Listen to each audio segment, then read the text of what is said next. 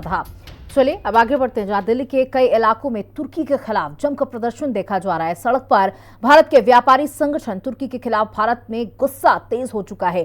तुर्की Azerbaijan के बहिष्कार की घोषणा कर दी गई है।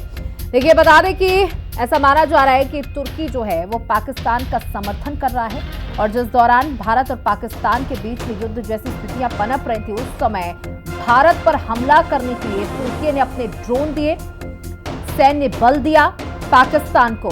और अब भारत में तुर्की का विरोध किया जा रहा है, अजरबैजान का विरोध किया जा रहा है। बॉयकॉट करने की बात कही जा रही है कि बॉयकॉट पूरी तरीके से तुर्की का सम्मान करना है। तुर्की से जो इंपोर्ट एक्सपोर्ट की जो ट्रेड है इसको पूरी तरीके से बंद करना होगा। बता दें कि बड़ी संख्या में तुर्की से सेब भारत आते हैं, उन पर भी बैन लगाने की बात की गई है, उसे बॉयकॉट करने की बात की गई। और बता दें कि भारत के टूरिस्ट जो है, भारत के जो लोग हैं वो घूमने के लिए तुर्की साल 2024 में सबसे बड़ी संख्या में पहुंचे थे, तकरीबन 3.5 लाख के आसपास, जिससे उनके 4400 करोड़ रुपए की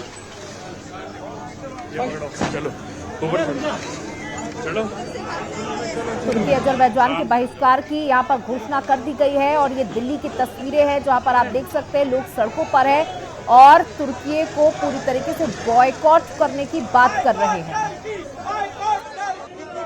मैं इस देश के लिए डिटेल होना क्या अपने आप को समर्पित करना भी चाहूंगा और स्वदेशी जागरण मंच अपने लोगों से आह्वान करता है कि टर्की का बने वस्तुओं का बहिष्कार करे और इस टर्की को बताए कि ये भारत से किस प्रकार लड़ाई लड़ रही है। जो टर्की है जिसने पाकिस्तान जैसे आतंकवादी देश का समर्थन करा है और हिंदुस्तान को के ऊपर हमला करने के लिए ड्रोन दिए हैं, आज पूरा हिंदुस्तान सड़कों पर उतर के टर्की का विरोध करता है। मोदी जी ने मिशन 2 चलाकर उसकी मदद करी थी पर वो गद्दार निकला, उसका बहिष्कार करते हैं। आज हमें गिरफ्तार होना पड़े, कुछ भी करना पड़े, पर टर्की का बायकॉट करेंगे, टर्की के सामान का बायकॉट करेंगे, जो आतंकवादी देश है उसका बायकॉट करेंगे। हमारे देश के यशस्वी प्रधानमंत्री मोदी जी और देश की बहादुर सेनाओं ने पाकिस्तान के खिलाफ ऑपरेशन सिंदूर चलाया और टर्की से आए सैकड़ों जो ड्रोन थे उनको नस्तो नाबूद कर दिया। इसी कारण है कि आज हम लोग सुरक्षित हैं। वो टर्की जिसको हमने भूकंप के अंदर बहुत सहायता दी, एहसान फरामोश देश, उसने हमारे देशवासियों की जान लेने के लिए ड्रोन को सहायता दी पाकिस्तान को, और हम ये बर्दाश्त नहीं कर सकते। और हम सब ने, जोधपुर के ज्वेलर्स ने मिलकर यह तय किया है कि जब तक टर्की हमारे साथ माफी नहीं मांग लेगा, पूरे देशवासियों से माफी नहीं मांग लेगा, तब तक हम टर्की के साथ व्यापार नहीं करेंगे। जो टर्की ज्वेलरी आती थी हमारे हिंदुस्तान में, अब उसका जोधपुर ज्वेलर्स के उनसे मैसेज आया कि उसका बहिष्कार किया गया है। जब तक टर्की हमसे माफी नहीं मांग लेता, जब तक हम इसके ज्वेलरी का बहिष्कार करेंगे और हिंदुस्तानी ज्वेलरी अपनाएंगे। जब तक वो माफी नहीं मांग लेता, सारी ज्वेलरी हमने तय करके रख दी गई है। और जब तक टर्की जो इसने जो कदम उठाया है वो माफी नहीं मांग लेता, जब तक हम इसका उपयोग नहीं करेंगे। पाकिस्तान को कूटनीतिक और सैन्य समर्थन देने के कारण तुर्की के खिलाफ भारत में गुस्सा तेज हो गया है। इसी क्रम में देश भर के 9 करोड़ से अधिक व्यापारियों और छोटे व्यवसाय के प्रतिनिधित्व करने वाला प्रमुख संगठन confederation of all India traders यानी CAIT ने तुर्की और अजरबैजान के पूर्ण बहिष्कार की घोषणा कर दी है। इसी के चलते आज दिल्ली के 3 मूर्ति में लोगों का प्रदर्शन हुआ, जिसे हमारी सहयोगी समीक्षा चौधरी ने कवर किया और लोगों से बातचीत की।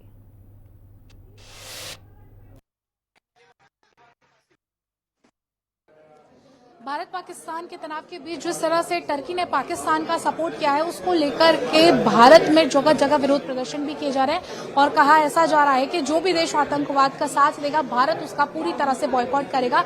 और इस वक्त मेरे साथ में तमाम व्यापारी लोग मौजूद हैं जो लगातार यही बात कह रहे हैं कि टर्की के साथ जो भी व्यापार है, आयात निर्यात है, वो पूरी तरह से बंद कर दिया जाएगा। सर, आपका नाम क्या है? मेरा नाम कश्मीरी लाल है, स्वदेशी जागरण मंच का मैं राष्ट्रीय संगठक ऑर्गेनाइजिंग सेक्रेटरी हूँ।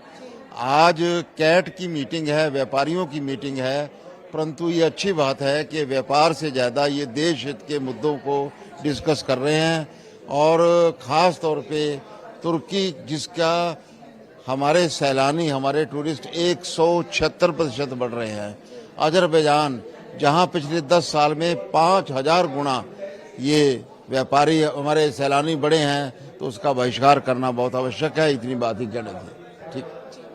तो सर, ये जो बॉयकॉट टर्की है ये लगातार अब जारी ही रहेगा? देखिए सरकार की तरफ से अभी कोई अनाउंसमेंट नहीं है। नहीं, सरकार की तरफ से भी नहीं है, लेकिन कार्गो के अंदर उन्होंने आज मना कर दिया है।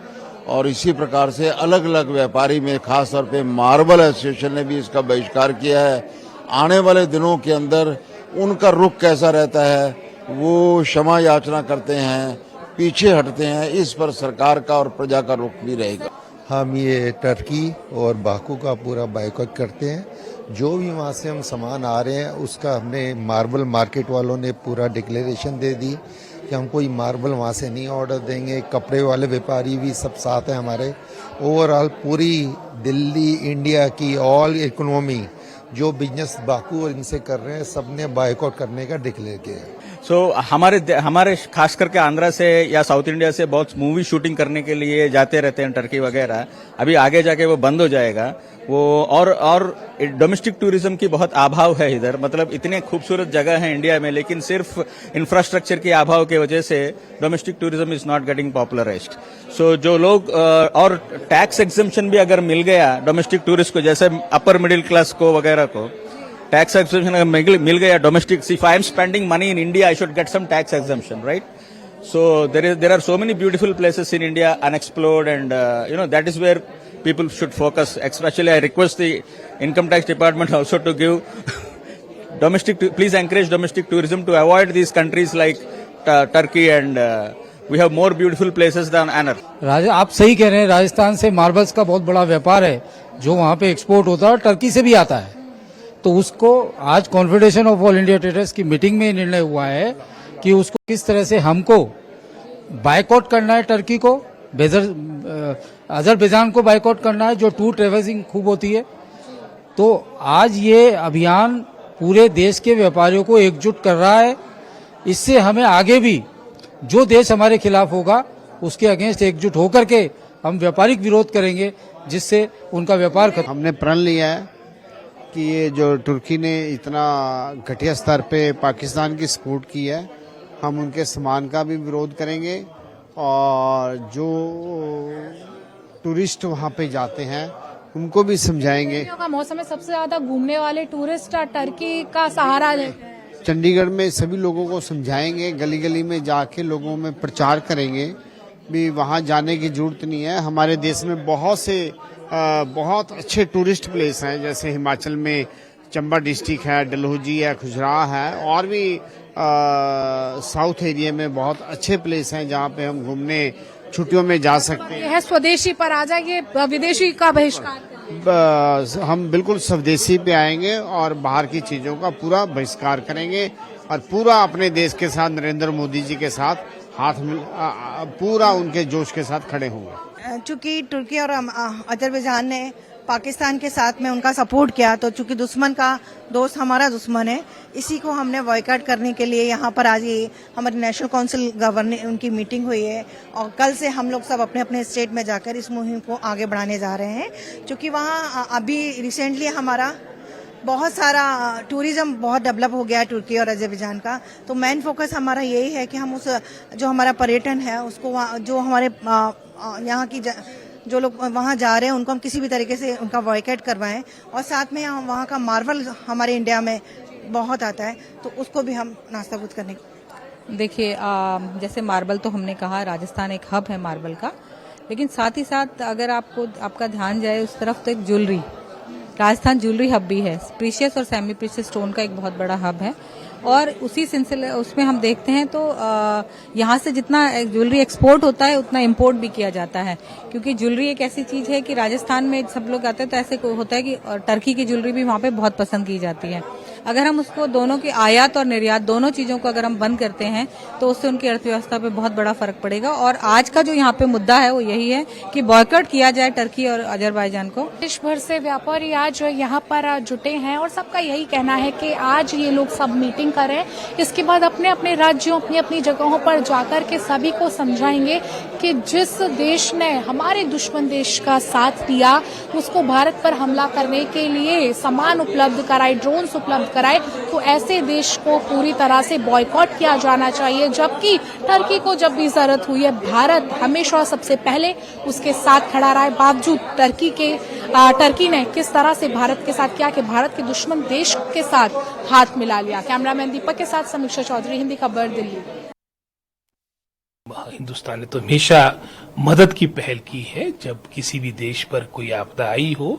शांति प्रिय मैं समझता हूँ देश है और मैं समझता हूँ इसमें तो पूरे विश्व को एकजुट होना चाहिए था। जिस तरह का पहलगाम में जो हमारी एक निर्मम हत्या हुई थी, लेकिन दुर्भाग्यवश बहुत ही हमें इस बात का खेद है कि हमारी दो कंट्री जिसमें टर्की और हमारा अजरबैजान इस तरह से ओपनली, हालांकि हमने कभी उनका बगाड़ा कुछ नहीं, हमेशा सहयोग दिया। उदाहरण के तौर पे टर्की भी इतना बड़ा जब आपदा आई थी, उन पर अर्थक्वेक आया था, तो India was the first state जिन्होंने उसमें मदद करने की पहल की थी। टर्की ने जो ये रुख लिया कि वो पाकिस्तान के साथ खड़ा हुआ, उसको भी सबक देना जरूरी था। इसी के साथ साथ चीन को भी सबक देना जरूरी था और इसलिए चीन से निर्मित और चीन से सुरक्षित वह एयर बेस पर भी स्ट्राइक किया और ड्रोन पर भी अंधाधुंध स्ट्राइक करके उन्होंने जो भी आतंकवाद के साथ खड़ा होगा उनको भी सबक सिखाने का एक अभिनंदन का कार्य किया है। देश का दुश्मन का मित्र हमारा भी दुश्मन है, कट्टर दुश्मन है। जैसे तुर्की, उसकी हकीकत सामने आई है, तो तुर्की का बहिष्कार प्रत्येक भारतीय नागरिक को करना चाहिए। इसलिए करना चाहिए ये हमारे दुश्मन का मित्र है और दुश्मन का मित्र भी दुश्मन के ही समान होता है और उसे जवाब मिलना चाहिए कि अगर आप हमारे दुश्मन का साथ देंगे तो हम आपको मित्र की कैटेगरी में नहीं, कट्टर दुश्मनों की कैटेगरी में रखेंगे। और इसी के साथ इस बुलेटिन में इतना ही। बने रहिएगा हिंदी खबर के साथ। नमस्कार।